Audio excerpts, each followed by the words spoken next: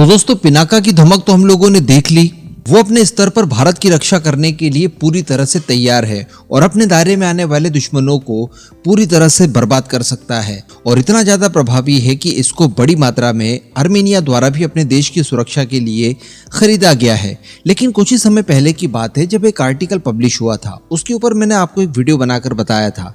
दरअसल आर्टिकल था Eurasian time का और भारत के एक बड़े डिफेंस एक्सपर्ट के द्वारा उसमें एक आर्टिकल लिखा गया था। इस आर्टिकल में ये कहा गया था कि देखिए, भारत की पिनाका रॉकेट सिस्टम में किसी तरह की कोई प्रॉब्लम नहीं है और जो पिनाका फैमिली के अंदर सबसे लॉन्ग रेंज में रॉकेट है उसकी रेंज बताई जाती है 95 किलोमीटर। तो इस रेंज के दायरे में ये अपना काम बखूबी कर सकता है। और अगर परिस्थितियां देखी जाए आर्मेनिया अजरबैजान की, तो आर्मेनिया को ये बिल्कुल हिमार्स रॉकेट सिस्टम जैसी ही फील देने वाला है जो कि अमेरिका द्वारा बनाया जाता है।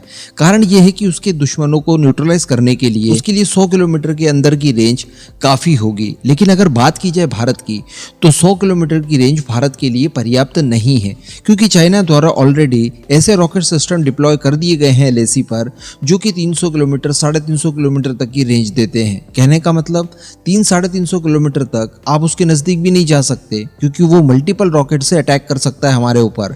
ऐसी परिस्थिति में हमें भी उसकी जवाब में उसके अल्टर के तौर पर उतनी ही रेंज वाले रॉकेट सिस्टम चाहिए। लेकिन इन सब को लेकर काफी लंबे समय से भारत के अंदर केवल सोच विचार चल रहा था, एक्चुअली कोई ज्यादा काम नहीं हुआ था। भारतीय सेना के साथ साथ कई सारे एक्सपर्ट्स का ये मानना है कि भारत के पास हर हाल में 350 किलोमीटर रेंज वाले मल्टी बैरल रॉकेट सिस्टम्स होने चाहिए। इसके बिना हमारा काम नहीं चल पाएगा, क्योंकि अगर ये रॉकेट सिस्टम्स हमारे पास इतनी लॉन्ग रेंज में नहीं होंगे तो उनके अल्टर में हमें हमारी ब्रह्मोस मिसाइलों का इस्तेमाल करना पड़ेगा, जो कि कितनी महंगी हो जाएगी आप समझ सकते हैं। लेकिन दोस्तों काफी लंबे समय के बाद इसको लेकर एक बहुत ही अच्छी खबर निकल कर आई है और बताया ये जा रहा है कि आने वाले 1 सालों में भारतीय फोर्सेस इस तरह के लॉन्ग रेंज वाले रॉकेट सिस्टम का परीक्षण करते हुए आपको दिखाई देगी, क्योंकि इसके लिए जो रिक्वायर्ड अनुमति थी वो अब मिल चुकी है। जी हाँ, IDRW की एक रिपोर्ट में बताया गया है कि DRDO के एक बड़े अधिकारी द्वारा साक्षात्कार दिया गया, जिसमें भारत की फोर्स के लिए लॉन्ग रेंज रॉकेट सिस्टम को लेकर भी क्वेश्चन वगैरह किए गए, जिसमें उन्होंने खुलासा ये किया है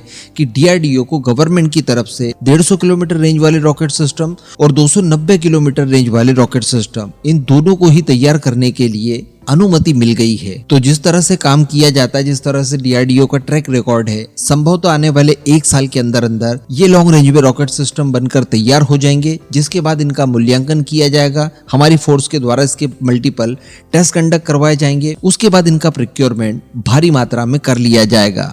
इसके साथ साथ दोस्तों एक प्राइवेट कंपनी भी है भारत के अंदर, जिसका नाम आपने डेफिनेटली सुना होगा, सोलर इंडस्ट्रीज इंडिया लिमिटेड। इसको भी 2 तरह के लॉन्ग रेंज में गाइडेड रॉकेट सिस्टम तैयार करने के लिए अनुमति मिल गई है, जिसके तहत ये लोग महिषास्त्र 1 और महिषास्त्र 2 नाम के 2 रॉकेट सिस्टम तैयार कर रहे हैं। इनकी रेंज भी लगभग सिमिलर होगी, 150 किलोमीटर 290 किलोमीटर, और इनका विकास कार्य भी काफी तेजी से चल रहा है और 1 साल के भीतर भीतर ये भी अपने रॉकेट सिस्टम्स को तैयार कर देंगे। जिसके बाद भारतीय सेना की सबसे बड़ी रिक्वायरमेंट जो कि रॉकेट्स के क्षेत्र में चाहिए थी वो पूरी हो जाएगी। और जब 300 किलोमीटर के आसपास रेंज वाले रॉकेट सिस्टम हम लोग हमारी बॉर्डर्स पर तैनात कर देंगे, तो इस बात की गारंटी होगी कि कम से कम 300 किलोमीटर दायरे तक दुश्मन का कोई भी मिलिट्री इंस्टॉलेशन बच नहीं पाएगा और ना ही वो लोग इसके खिलाफ किसी तरह का कोई डिफेंस सिस्टम इस्तेमाल कर पाएंगे, क्योंकि हम सभी जानते हैं कि ये चंद सेकंड्स में मल्टीपल रॉकेट्स को लॉन्च कर सकती है। तो इनको काउंटर करना ऑलमोस्ट नामुमकिन होता है। यही कारण है कि इसका इस्तेमाल बड़े स्केल पर